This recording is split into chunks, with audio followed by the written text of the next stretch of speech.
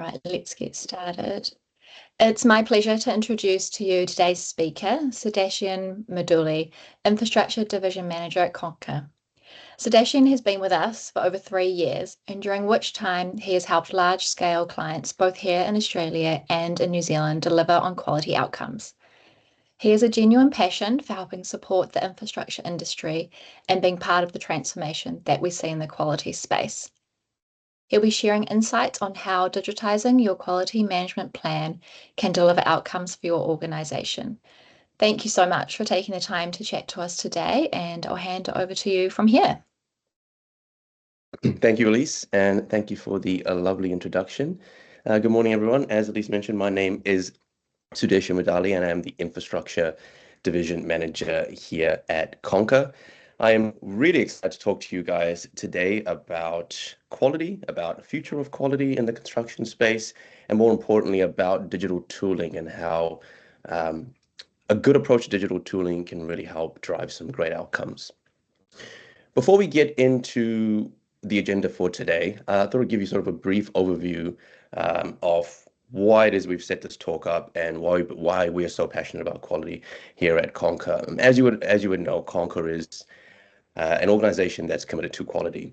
But through our interactions with our customers, we've been given a really unique position to be part of project teams across Australia and New Zealand, but more importantly, across the length and breadth of project types. From low-value projects up to high-value major projects, from maintenance projects and contracts in the infrastructure space as well as the commercial space. So we've had a really unique position to be a part of the quality conversation at site level and understanding what the true pain points are of getting good quality on site, and more importantly, at the organizational level, and being able to look at both of those ideas and understand, how can we help drive a positive outcome here for the industry? And more importantly, from our own personal perspective, how can we provide digital tooling to help achieve this goal? So in the next hour, I hope you will join me in exploring how digitizing your quality management plan is not just a smart move for efficiency, but a critical strategy for achieving sustainable outcomes and, more importantly, meeting decarbonization goals in the infrastructure construction sector. I know it's a topic that is has a lot of great debates, let's put it that way. But overall, as an industry, I think that everybody can drive positive outcomes across the board while still achieving our climate targets and decarbonization goals. So by adopting a digital-first approach, we can better navigate these challenges of sustainability. And like I said, while driving both performance and compliance. Lovely. So, agenda for today. We'll start from the beginning and work our way through to some more complex sort of areas. But we'll start off with the fundamentals of quality assurance and its impact on organizational performance. Then we'll move on to how QA drives sustainable outcomes and the role that digital transformation plays in this.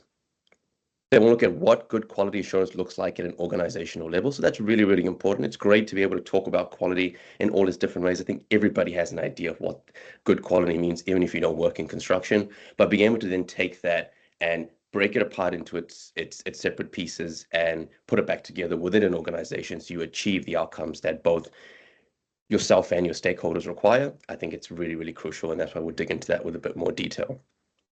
Then we'll move on to building a culture of continuous improvement. So once we have the foundation set and we've got an organizational level quality approach, how do we then push that out to the rest of the organization? And then the importance of cross-functional quality management. Again, once everybody's speaking the same language, how do we get different teams in different areas speaking the same language? Because there's certain teams and certain team members that are focused on quality, and there's certain ones that aren't. But everybody being a part of the quality conversation is really what makes or what drives positive quality outcomes. So we'll take a bit of a look at cross-functional quality. Then we'll move into enhancing stakeholder confidence through effective communication.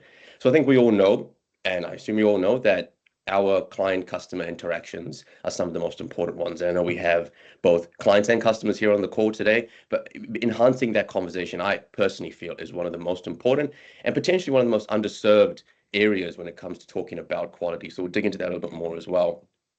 And then back over on the contractor side, ensuring you get paid fairly by capturing the right information. So, at the end of the day, we're on the business of being in business, and everybody wants to make sure that things keep moving forward, and ensuring we get paid in a timely manner keeps projects on time, and it keeps companies in a good space to continue investing resources both into this project and into the next project. And as we'll see, a proactive approach to quality is important, and companies can only be proactive if all of their constituent parts are working in a harmonious sort of fashion.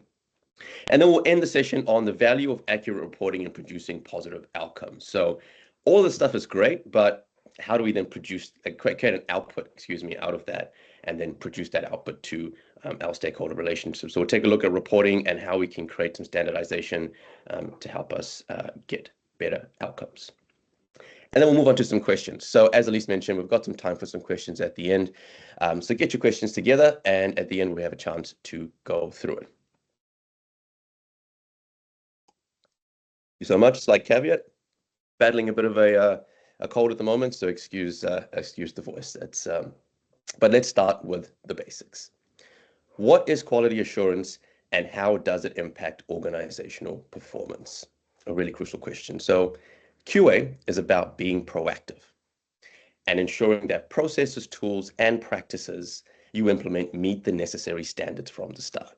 So being proactive, probably one of the most important parts of this entire conversation we're having.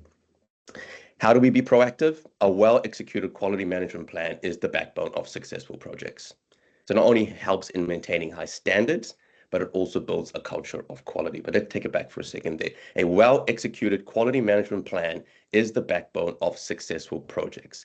So that doesn't necessarily mean just having an ITP. It doesn't necessarily mean having a quality mandate. It means understanding how the expectations you have in an organization and the expectations your customers have come together in a plan to make sure that they affect the correct outcomes. So very, very often we see that customers have great quality management plans, but there's almost zero conversations happening on site or constructions going on about quality, or there's a very different expectation to the project management team around what the quality outputs are. And sometimes these are not figured out until they're in stream, or until we start having, sort of difficult conversations with stakeholders, probably a better way to put it. And that's why I think being proactive about a quality management plan is so important. And part of that proactivity is saying, once I have my plan, how does it work for each of the different teams? Which parts need to change to make sure those teams work? And probably the most important thing is, how do project managers pick this up and put it into a new project with as little problem as possible? I think is probably the best thing I'm trying to say there. And so I think having a good quality management plan is important, but being proactive about it just as important.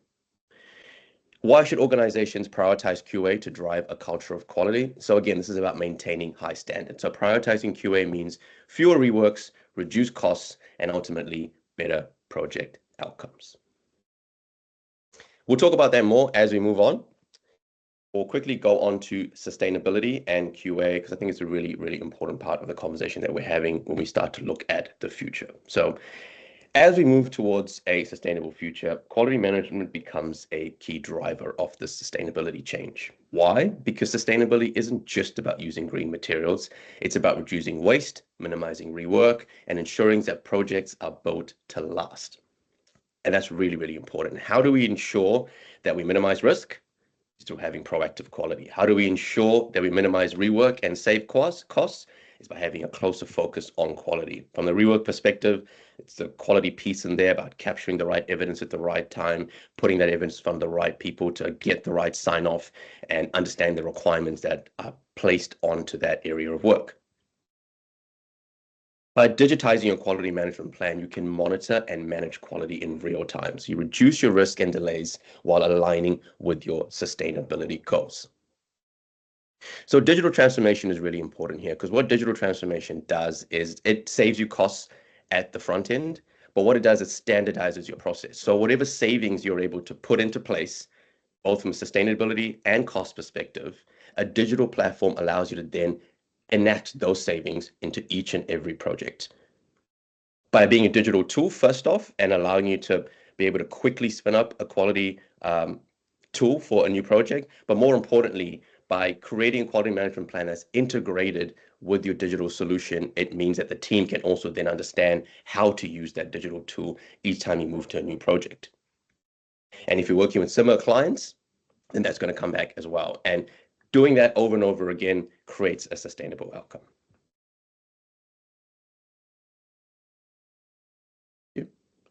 All right. So what does good quality assurance look like at an organizational level? At an organizational level, it's about having clear, structured approach that everyone can follow. It means standardizing process, leveraging digital tools for consistency, and ensuring that every team member understands the importance of quality in every task they perform.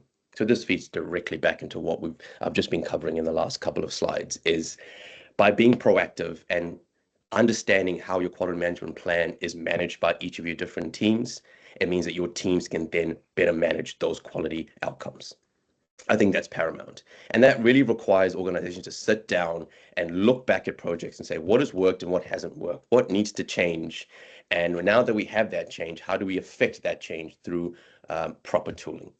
And when I say tooling, it's not just digital tooling, it's understanding what resources you require, how big your quality team is, which members of your team outside of the quality space understand quality outcomes and are helping to drive those outcomes on site as well.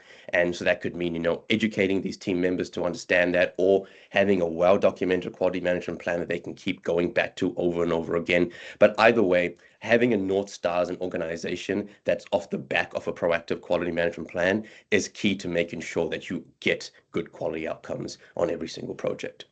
So further into that, a well-documented quality management plan that's easily accessible is critical.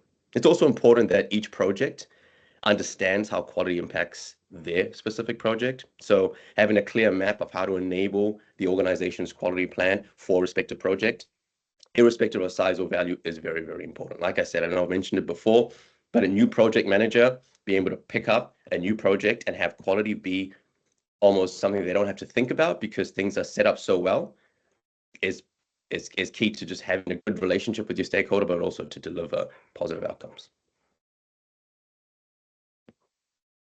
Awesome. So now we'll move on to a culture of quality.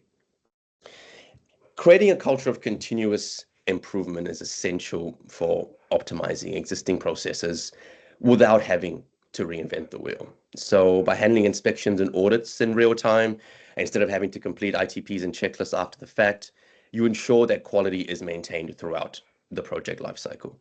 So this not only improves efficiency, but it fosters a proactive quality culture within your teams. So what does this really mean if we break this down a little bit? Optimize existing processes without having to reinvent the wheel. Quality is a way to show the industry that you do good work. And so the good part of the good work is already done. You're a great organization, you do good work, you have good employees who understand the requirements throughout each project. And quality is just a way to show that both to your immediate stakeholder, but further and foremost in having a good project that stands a test of time. And so when we say optimize existing processes, we say, okay, look at the good work that you're doing and understand where can quality fit in here? Where can I help the team capture good evidence so that we have that evidence in place? Where can I help the team understand how to make sure that they cover the bases? Because you can do great work, but still miss out on some critical areas because of the specificity of their job, because of the specifications that have been outlaid by that particular roading authority, et cetera, et cetera. So enabling your teams to do their best work is a big part of enabling a culture of quality. Handling inspections in real time rather than having your team complete ITPs and checklists after the fact. This is something that we found through our experience working with teams, is that there is a good culture of quality in the organization. It really does come out in the work that they produce. However, it stops at a particular level, and that particular level may be limited to a senior site engineer. And all the team on site, whether it be their own team or subcontracted team, really doesn't understand what outputs are going on. They're doing the work, someone's coming in and collecting the evidence and moving it on. And if you go out and speak to those teams, they really aren't sure what's happening with the documentation that's being created, and in some instances aren't even aware of the documentation, period. And so getting teams to understand exactly what data is being collected, getting teams to understand why that data is important and how their roles, their physical roles of actually creating these structures is extremely important and has this output, I think is huge in driving a culture of quality. I think once those teams understand what their work is doing, not only do they understand the quality piece and drive those outcomes a bit better, but you get teams standing up and saying that, hey, I would like to take this and run with it because I understand that on the last project, we did X and Y and it resulted in X and Y. I want to then bring this to this project here. So at first, it may seem difficult, but as you continue to push that out and bring teams in and let them know that, hey, this is not just another boring quality module that we're doing. This is really how we show the world how good the work that you do is. It really brings teams into that sphere and lets them understand that we're all a part of this conversation. And if we're all not sort of beating to the same drum, that it's very hard to really affect those truly transformational quality outcomes. Awesome. That kind of segues us into cross-functional quality. I think we have sort of spoken about different teams and how they kind of work with each other, but we'll dig into that a little bit more now as well. So on the top line, cross-functional quality management is about breaking down silos. I think that's probably at the heart of it. But moreover, it's ensuring that every team, whether on site, like we just said, or in the office, is aligned on quality standards. So digital tools are key to driving these effective outcomes. But let's step back for a second and look at some, and break down some of those areas. So breaking down silos is the first one. So understanding where are your silos? Where do you draw these imaginary lines in your organization where teams sort of branch off? You know, it could be the management team is on sort of one area, the project teams are maybe sitting in a different area. It could be the site office teams that kind of all talk to each other because they're in the same space. And then you obviously have the site teams as well that spend a lot of time together. They're at the coalface doing a lot of the work and also a lot of the sort of in-stream decision making.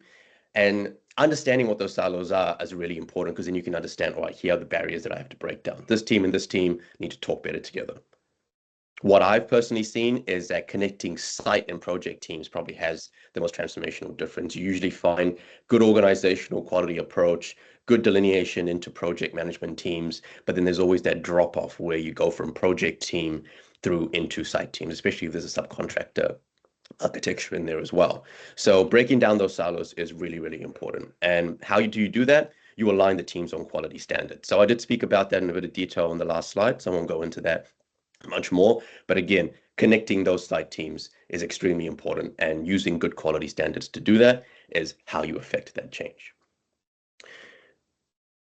So driving effective outcomes on site with digital tooling. So to be quite direct here, this is about enabling your teams to collect quality. So previously we spoke about how do we get them on the same page as quality. Once you do that and the team understands, then you sort of have to communicate across, well, here's the responsibility that we have with you is that the data collection is what's most important.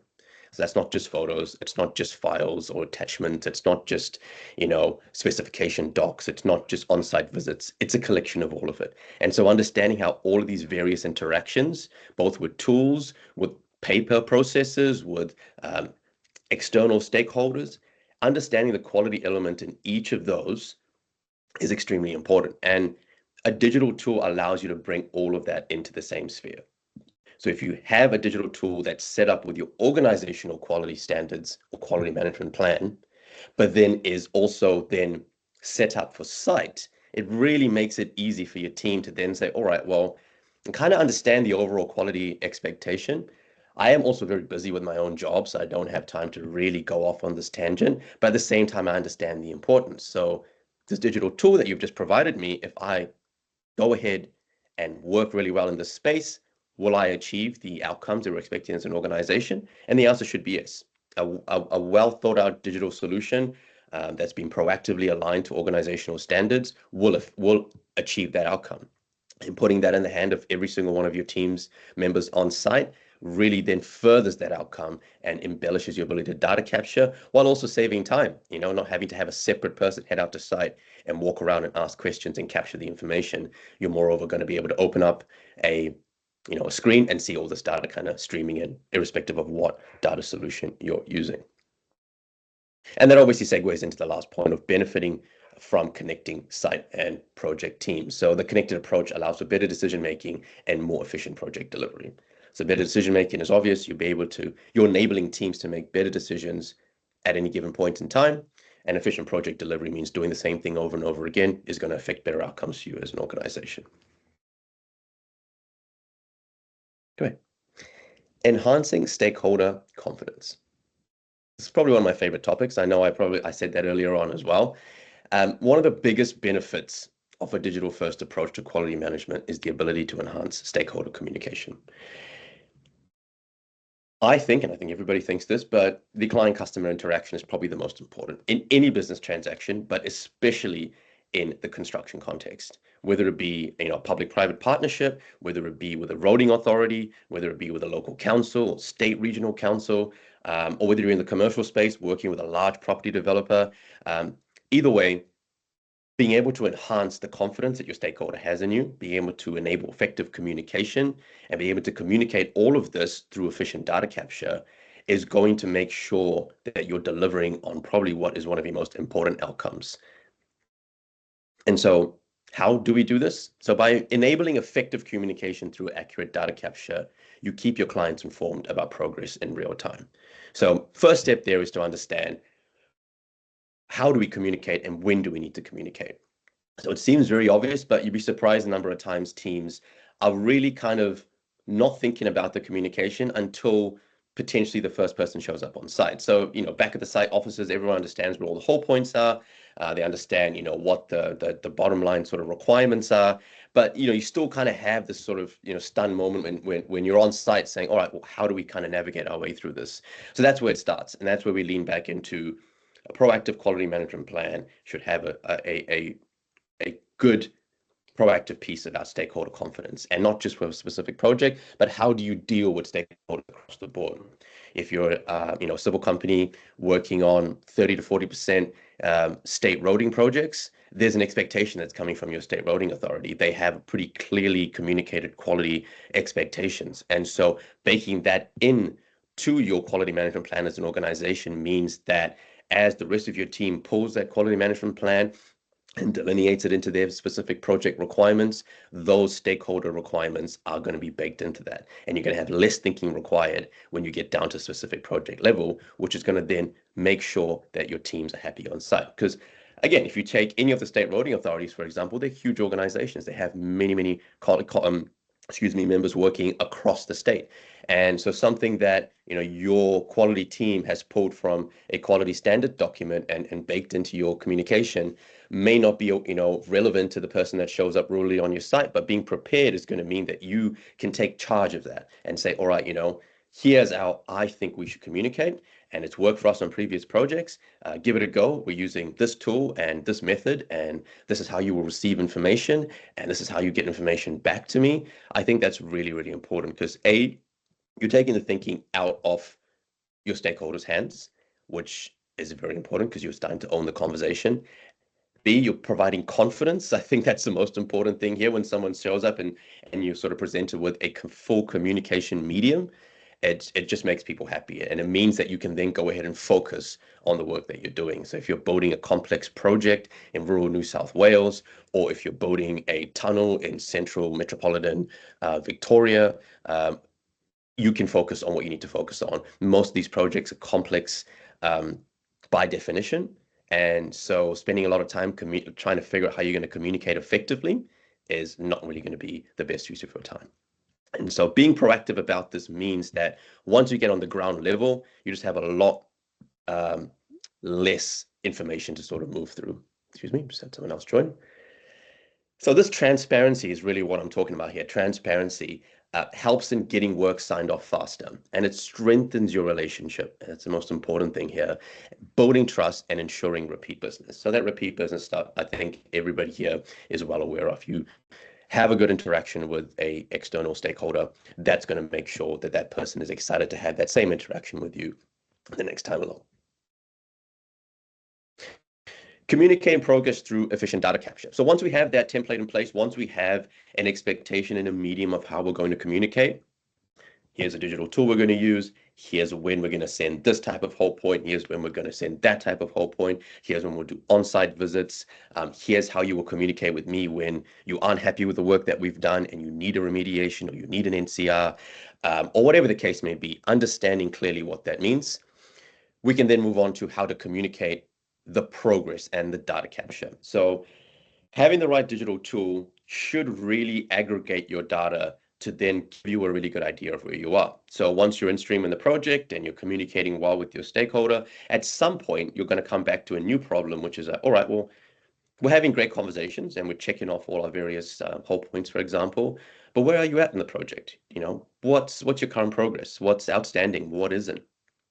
And you'll be surprised how hard that conversation is to actually answer. I think with major projects, you have teams dedicated to that, spending a lot of time crunching data in Excel spreadsheets to communicate across where the project's actually at and what are the critical impact areas.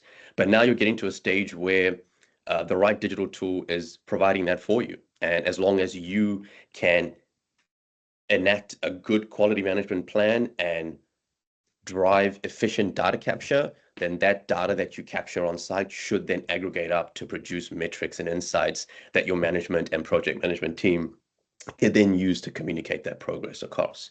And being able to communicate progress in stream in a project is vital, not just to enhance your stakeholder confidence, but to save time, to save money, to save resources.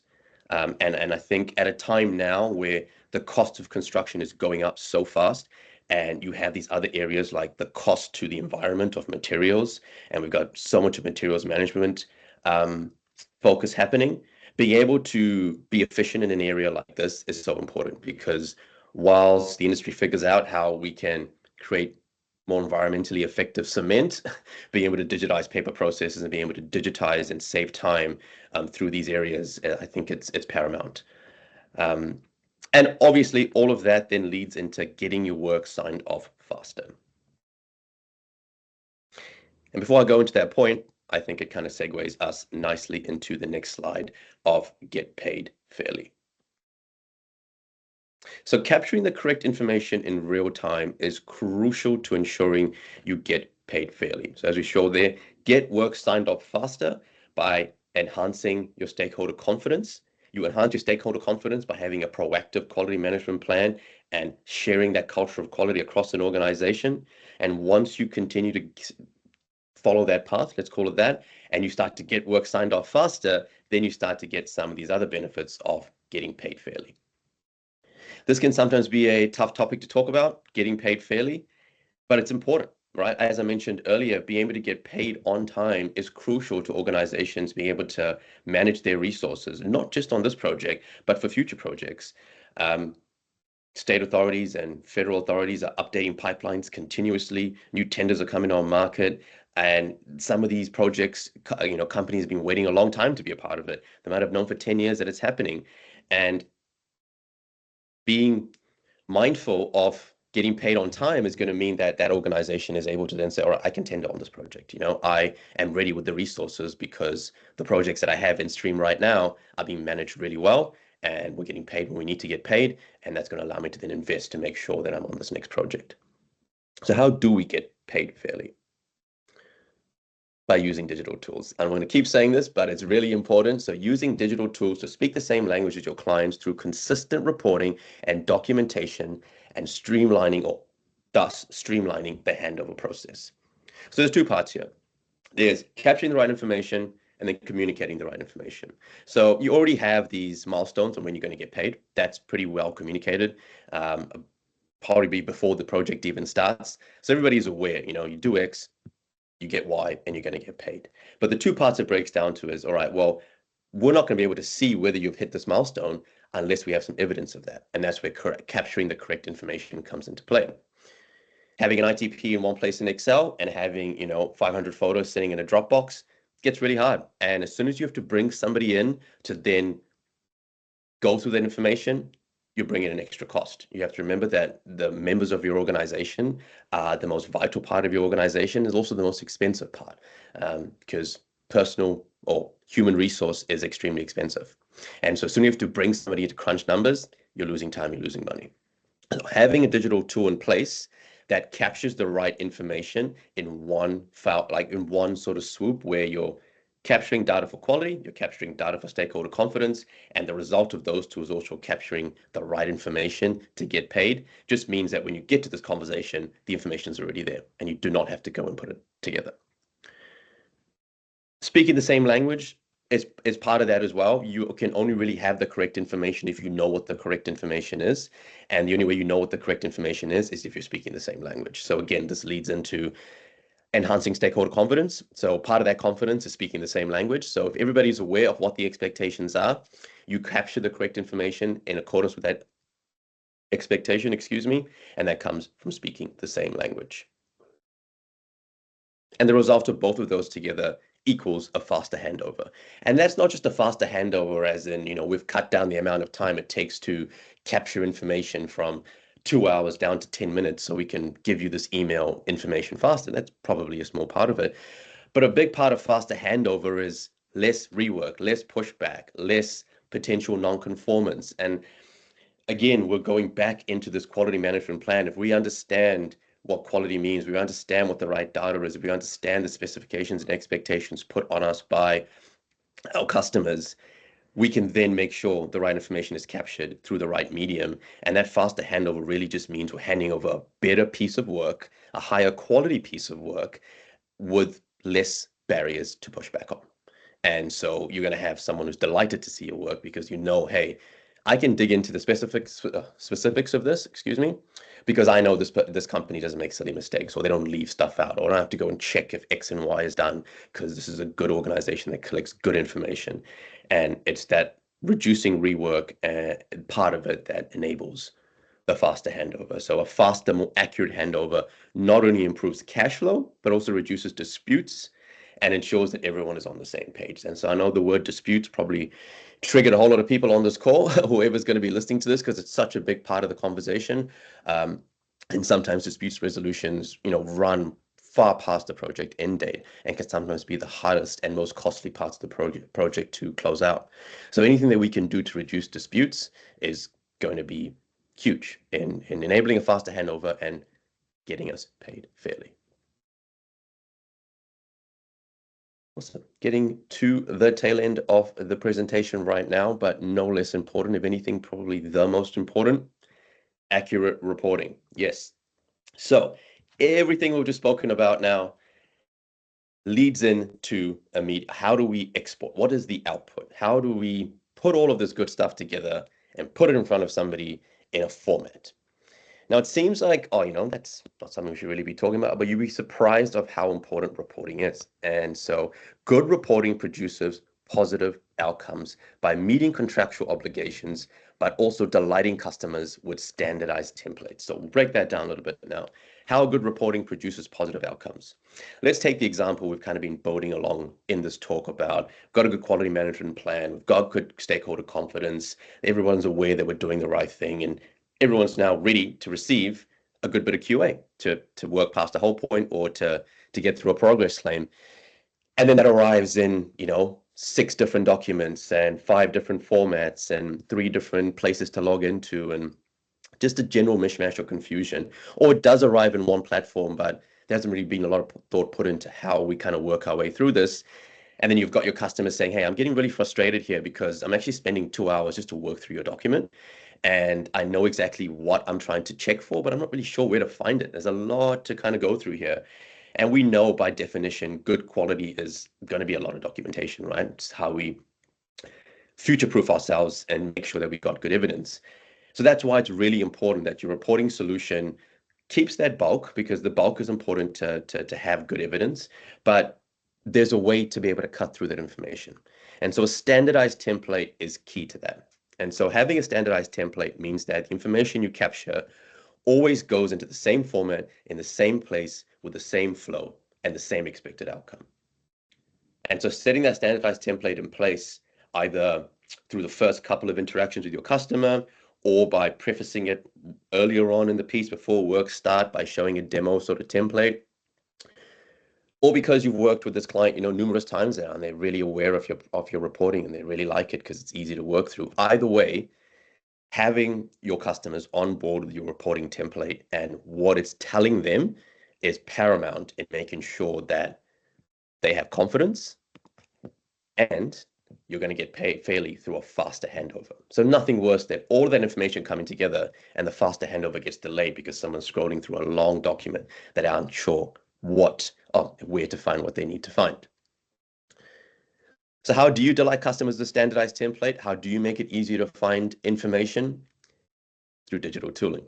So digital tooling, again, is extremely important because it provides you with a standardized template. So creating a standardized template in 2024 for a major project is extremely hard. And being able to use a digital tool to do that work for you is paramount. And a digital tool that allows you to capture data through the medium of enhanced stakeholder confidence while producing information that helps you get paid faster and actually having you not compile the report yourself. Again, you're reducing costs associated with that. You're embellishing your stakeholder confidence, reducing reworks and disputes, and you're allowing yourself to get paid faster. And it also just takes the thinking away from you as an organization, as you can then allow different members of the organization to submit reporting because you're aware that that reporting is standardized. You're aware that as long as the right data is collected, you can stand behind your organization and say, hey, we're going to get, Jeff from site to send that to you directly and not have it come through me as a middleman, because that's what you're going to need. He's captured the information, he sent it off from the app or the solution, and the whole organization is confident that that standardized template is speaking the same language and is maintaining the values and the expectations that the organization has set out from a quality management perspective. And that's what's been difficult, right? Is all the information kept having to go upstream and handed over by different parts of the organization because A, it needed to be compiled, or B, there needed to be oversight to make sure you were handing a good product over. Because part of the product that you hand over is also part of the way you do the handover. And so digital tooling offering a standardized template just takes a lot of that thinking out of the situation. And when information is easily accessible, it speeds up decision making and reduces the likelihood of errors, which is massively important. And that obviously contributes to overall project success. So that likelihood of errors, again, we put in all this great work that we've just spent the last 45 minutes talking about to get to a report and then have the format of the report or the setup of the report be the area that fails. And so that's why accurate reporting, having a standard template, and having everybody, both internal, external, speak the same language and meet in the same place, which is on this report template, is paramount to driving positive outcomes.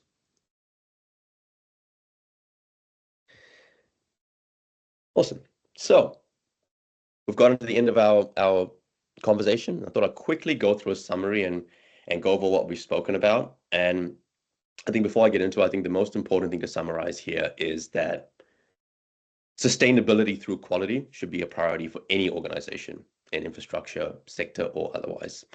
By capturing the right information at the right time and driving efficient outcomes through clear communication, you not only meet today's challenges, but also position your organization for future success. I think that part is paramount. As the cost of construction goes up, as the cost of doing business goes up, efficiency is the language we all need to speak. I think it feeds into the goals we have as a industry to lower the carbon impact, but it feeds into the organizational goals each and every organization is going to have, which is to increase their longevity by having a better balance sheet, for example, and that comes from reducing rework, reducing costs that shouldn't be part of the conversation, and producing better outcomes.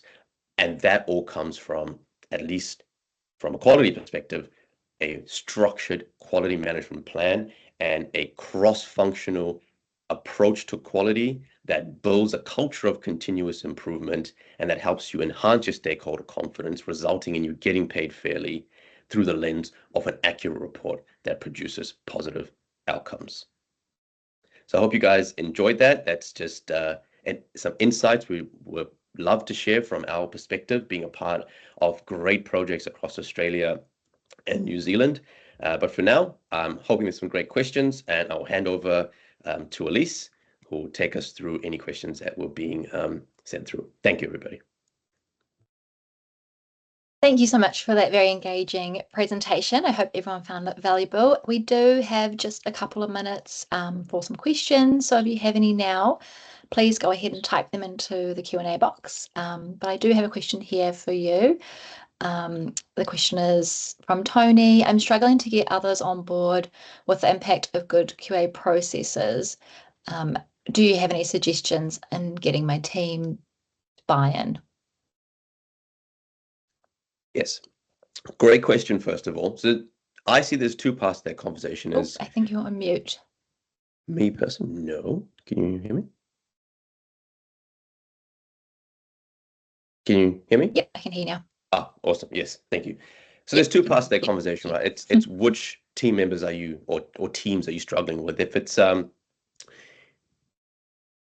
management side and it's about the buy-in of what good quality means, then it's really important to sort of show what type of efficiency gains could be generated through a proactive approach to quality. So by having a proactive approach, I can say that our teams are going to save X amount of time, and we're going to save X amount of time on these NCRs and these pushbacks and these disputes, which is going to save us this amount of money. I think speaking in that language is something that organization leaders are going to really be able to work with and understand that, all right, well, so I'll make this investment, which is going to cost me money, but you're saying that it's going to drive these outcomes.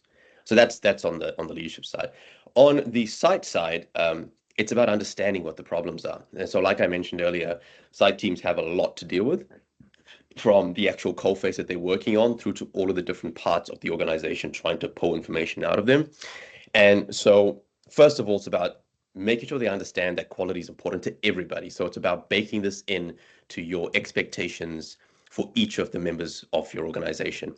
And so they understand that there's no sort of option here to opt out of quality. But once you do that and they understand that, you got to sit down with them and say, what are the challenges? Is it that there's no time to collect the information? Is it that there is time, but the solution we're using is too difficult? Or we don't have a solution, it would be great to do it. Or, so again, asking those kind of questions and sitting down and saying, all right, well, you need to be brought into the quality conversation. But once you are, what are your challenges? Because I'm here to help you kind of decouple them. Hopefully that helps, Tony. Cool, thank you. We've had another question just come through now. Thank you, Clint. The question is, how do you integrate customer feedback into quality assurance processes to enhance the product or quality or service quality? Yep, so a couple of pieces to that. So how do we collect customer feedback to enhance the overall quality plan that we have as an organization, if I've collected that correctly? Yeah. Yeah.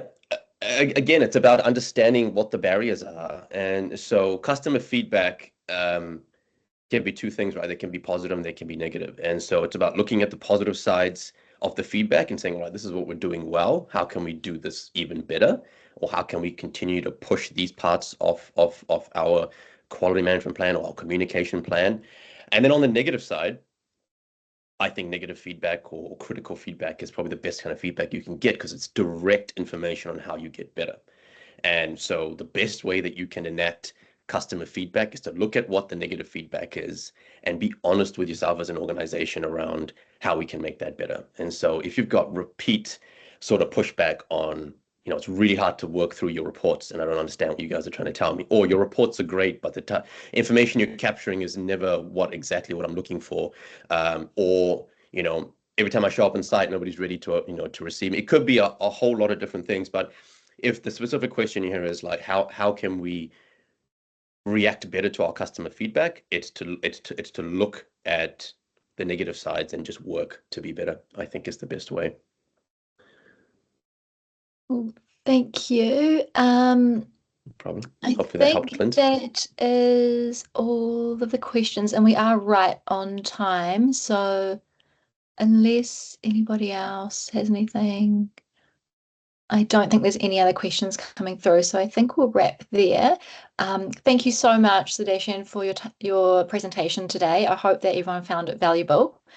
And just a reminder that we did record the session, so you'll be sent a link to the recording. So keep an eye on your inbox. A few messages is coming through to say thank you, great presentation. Awesome. Thank you, guys. I'm glad that you enjoyed it. And thank you, everyone, for attending and enjoy the rest of your day. Thank you all so much. Have a great day, everybody. Goodbye. Thanks. Bye-bye.